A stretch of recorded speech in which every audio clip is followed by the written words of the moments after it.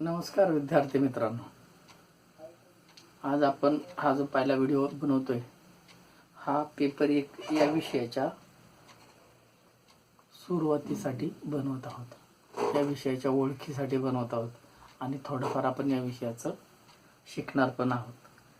तर या विषयाचं नाव आहे automobile vehicle technology. Automobile vehicle technology याचा कोड आहे GA, जो तुम्हाला फॉर्म भरताना उपयोगाला येतो किंवा या विषयाचा कोड तुम्हाला बोर्डासाठी उपयोगाला येतो. या विषयाचे काही झेरॉक्स किंवा फोटो मी तुम्हाला पाठवलेले आहेत, ते तुम्ही बघा. त्याच्यामध्ये तुम्हाला बऱ्यापैकी त्याच्यावरच आपण बोलणार आहोत. तर या विषयाचं सुरुवात करताना या विषयाच्या अभ्यासक्रमाचा पहिला फोटो मी पाठवलेला आहे. यामध्ये या विषयाचा अभ्यासक्रम तुमच्या लक्षात राहण्यासाठी एक डायग्राम असतो. तो डायग्राम मी तुम्हाला PPT मध्ये पाठवीन, त्याच्यामधून तुम्ही तो समजून घ्यायचा. तर याच्यात त्या डायग्राममध्ये सुरुवातीला एक पार्ट येतो, त्याचं नाव आहे इंजिन. ब्लॉक डायग्राम आहे. इंजिन लागून दुसरा पार्ट येतो क्लच. क्लच लागून तिसरा पार्ट येतो गिअरबॉक्स.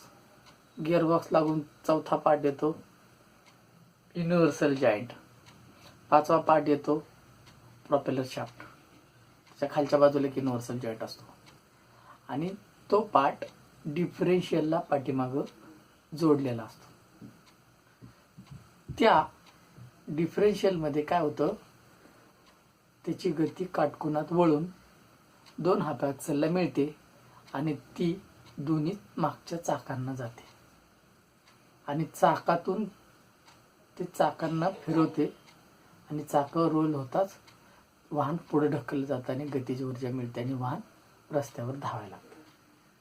तर असे हे जे काही ब्लॉक डायग्राम मधले मी पार्ट सांगितले तुम्हाला, engine, clutch, gearbox, differential, propeller shaft, half axle आणि चाकं, हे सिलेबस आहे आपला या वर्षीचा. मागील वर्षी तुम्ही इंजिन टेक्नॉलॉजी हा विषय पाहिला, ऑटोमोटिव्ह इंजिन टेक्नॉलॉजी. या विषयामध्ये तुम्ही इंजिनचे भाग, इंजिनचे कार्य, इंजिनचं वर्किंग, इंजिनचे संबंधी इतर अनेक डिटेल पार्ट्स तुम्ही पाहिले. तर त्याच्या पुढं इंजिनचे स्ट्रोक, क्रिया, हे सगळं पाहिले. याच्या पुढं जाऊन तुम्हाला इंजिन कसं काम करतं हे माहिती झालं. आता ते इंजिन चालू झाल्यावर त्याच्यामध्ये शक्ती तयार होणार आहे. ही शक्ती तुम्हाला पुढं काय होते हे या वर्षी शिकायचं आहे. त्या शक्तीचं काय होते, ही शक्ती पुढे जाऊन कशासाठी बनवायची, इंजिनमध्ये कशी तयार होते, हे तुम्हाला यावर्षी शिकायचं आहे. इंजिनमध्ये आपण शक्ती तयार करण्यासाठी वाहनामध्ये जे भरलेलं इंधन असतं, मग ते पेट्रोल असेल, डिझेल असेल, गॅसोलिन असेल, गॅस CNG किंवा LPG, तो आपण ज्वलनासाठी वापरतो आणि त्याचं जे ज्वलन होतं त्या ज्वलनापासून जी शक्ती तयार होते, ती शक्ती तयार करण्याचं काम इंजिन करतं. त्याच्यामध्ये जी शक्ती तयार होते ती पिस्टनला खाली दाबते, पिस्टन खाली येतो, त्याला खाली कनेक्टिंग जोडलेलं असतो आणि क्रँकला फिरवतो. क्रँकला आपण बाहेर गिअर लावून ती गिअरच्या माध्यमातून शक्ती इंजिनच्या बाहेर काढतो आणि ती बाहेर काढलेली शक्ती आपण वाहनाला वापरतो. तर ही आतापर्यंत तुमचं इंजिन मध्ये तुम्ही शिकला. आता याच्या पुढं इंजिन मध्ये तयार झालेली शक्ती पुढं तिचं काय होतं हे आता आपण या पाठामध्ये बघणार आहोत. तर त्याच्या आधी तुम्हाला या विषयाचं गुण विभागणी सांगणार आहोत. याच्यामध्ये क्लच हा जो धडा आहे, या धड्याला आहेत 10 गुण. जास्त 10 गुणाचे प्रश्न बोर्डामध्ये तुम्हाला लिहायचे आहेत आणि ऑप्शनल 5 असे 15 मार्काचे प्रश्न तुम्हाला यामध्ये येणार आहेत.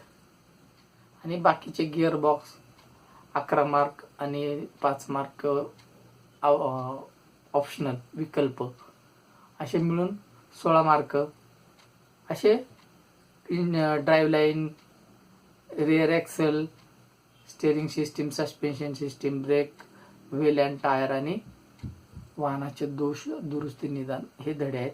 यांना मार्क विभागणी आहेत. टोटल 80 गुणाचा पेपर येणार आहे आणि ऑप्शनलचे 40 असे तुम्हाला एकूण 120 मार्काचे प्रश्न प्रश्नपत्रिकेमध्ये असतील. त्यातले 80 मार्काचे प्रश्न तुम्हाला सोडवायचे आहेत. आता याच्यामध्ये 80 मार्क झाले थिअरीचे. तुम्हाला मी मागील वर्षी सांगितलं होतं की आपला या विषयाचे मूल्यांकन 200 मार्काचं असतं 12वीला.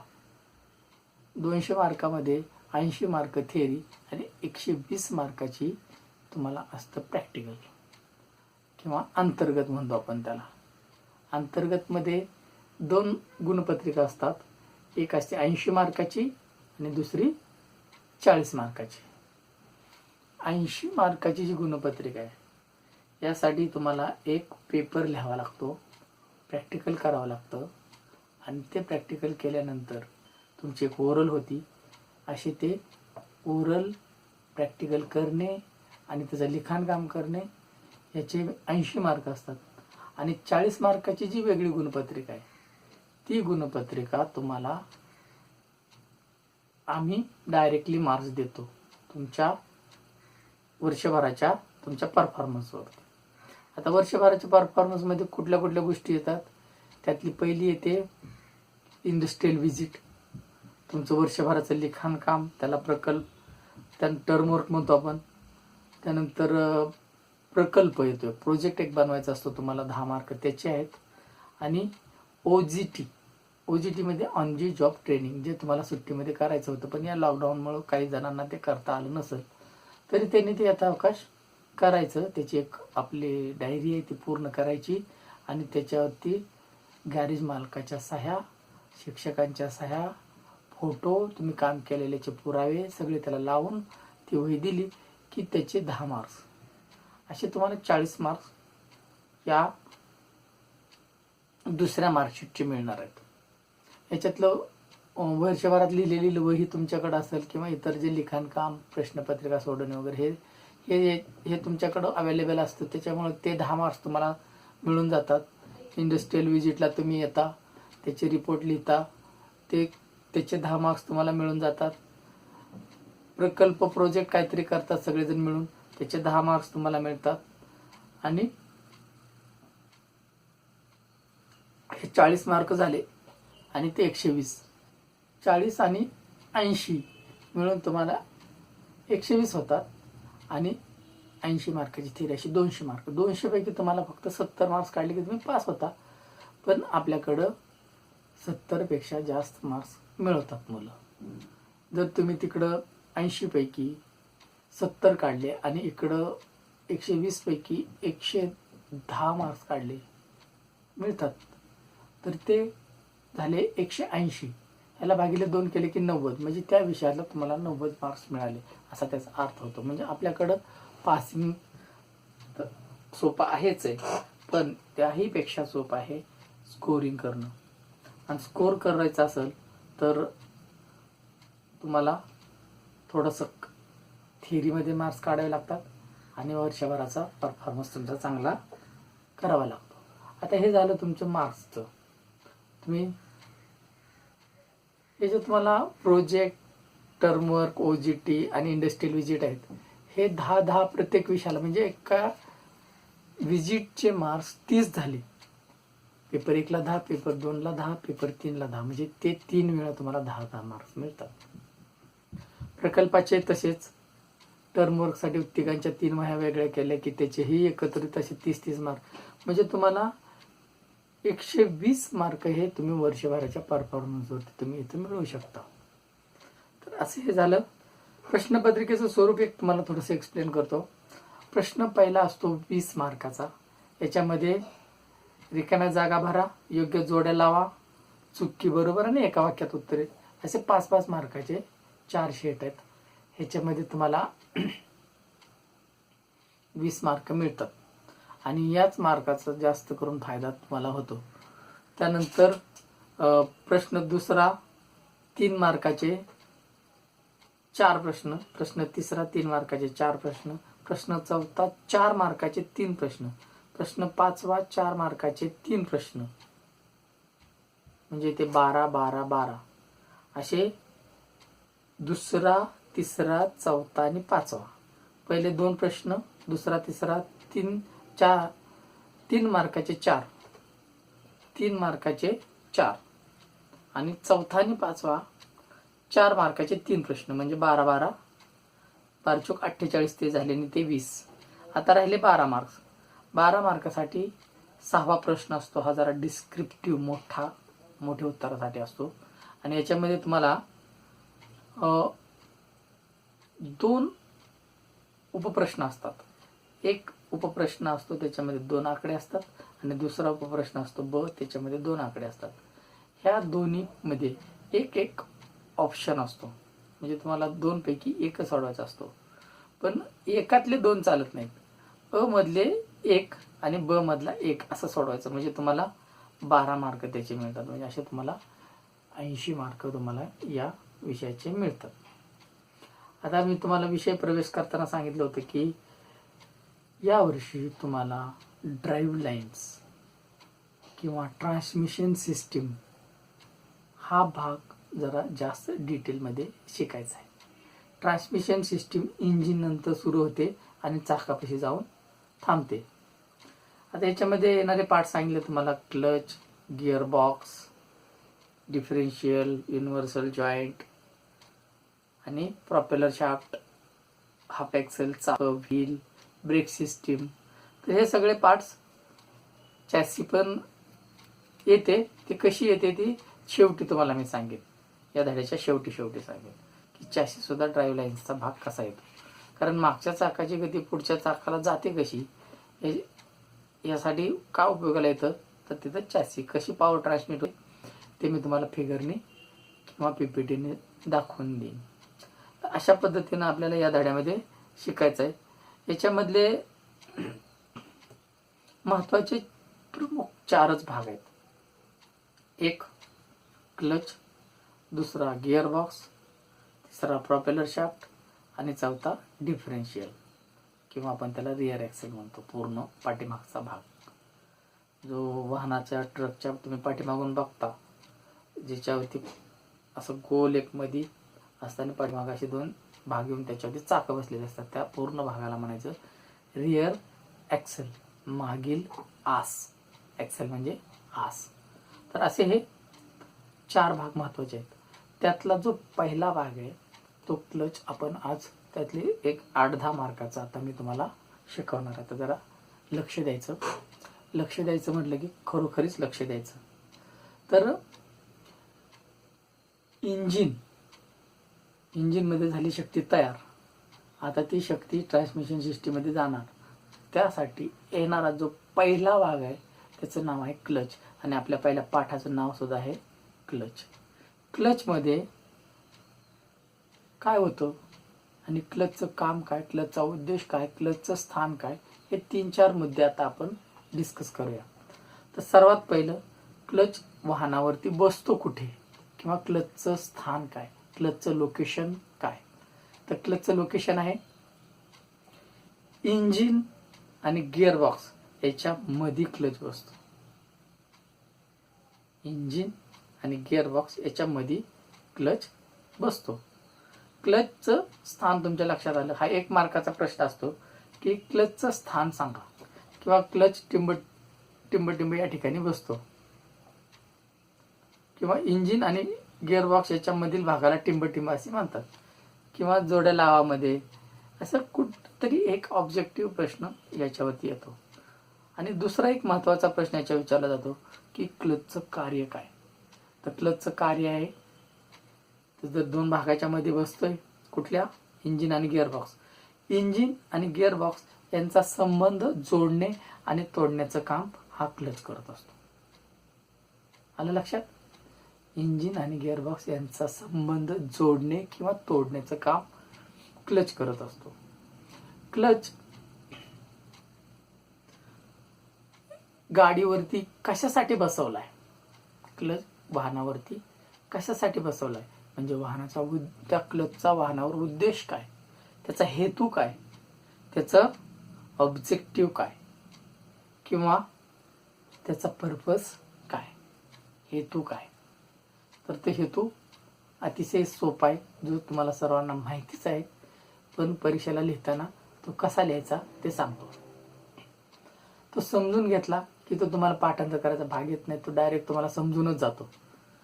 क्लच उद्देश तुम्ही बघितला असेल, तुम्ही सर्वजण वाहन चालवता, गाडी चालवता, 2 व्हीलर 4 व्हीलर, ते चालवताना सगळ्यात पहिलं जर काय शिकायचं असेल तर क्लच ऑपरेटिंग शिकावं लागतं. क्लच ऑपरेटिंगमध्ये काय शिकायचं असतं तर सगळ्यात पहिलं क्लच हळू सोडून वाहनाला गतिमान करायचं असतं.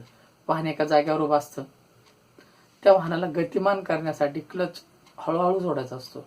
तो जर अचानक सुटला तर वाहन झटका मारून बंद पडतं, किंवा जर पॉवर जास्त असेल तर वाहन उडी जंप करतं किंवा पुढे जोरात पळत जाऊन ॲक्सिडेंट होण्याची शक्यता असते. तर त्यासाठी आपल्याला क्लच हळूवार वाहन गतिमान करण्यासाठी उपयोगाला आणायचं असतं. म्हणजे सगळ्यात महत्त्वाचं काम काय झालं? बंद अवस्थेतून गाडी गतिमान करणे, स्थिर अवस्थेतून वाहनाला गतिमान करणे, स्थिर अवस्थेतून वाहन गतिमान करणे, हे क्लचचं दुसरं काम. पहिलं काम काय सांगितलं? वाहन इंजिनची आणि गिअरबॉक्सची संबंध जोडणे तोडणे, किंवा इंजिनची गती वाहनाला जोडणे तोडण्याचं काम, किंवा इंजिन आणि गिअरबॉक्सचा संबंध जोडणे तोडणे, हे योग्य आहे. दोन्ही योग्यच आहे, पण हे जास्त योग्य आहे. तिसरं काम आहे, आपण सिग्नलला गाडी उभा राहतो, वाहन चालू ठेवून गाडी उभा करण्यासाठी आपल्याला क्लचचा उपयोग होतो. वाहन ट्रॅफिकमध्ये हळूवार चालवण्यासाठी त्याचा उपयोग होतो. वाहनावरती जास्त लोड असताना चढावरती वाहन चढवताना हाफ क्लचिंग करण्यासाठी क्लचचाच उपयोग होतो.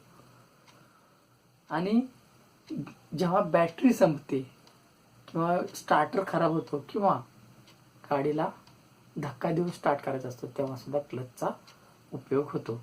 असे इंजिन गिअरमध्ये ठेवून आपल्याला एका जागेवर उभा करण्यासाठी, वाहन एका जागेवर उभा करण्यासाठी क्लचचा उपयोग होतो. तर असे हे तुम्ही केलेले सगळे हे उपयोग आहेत.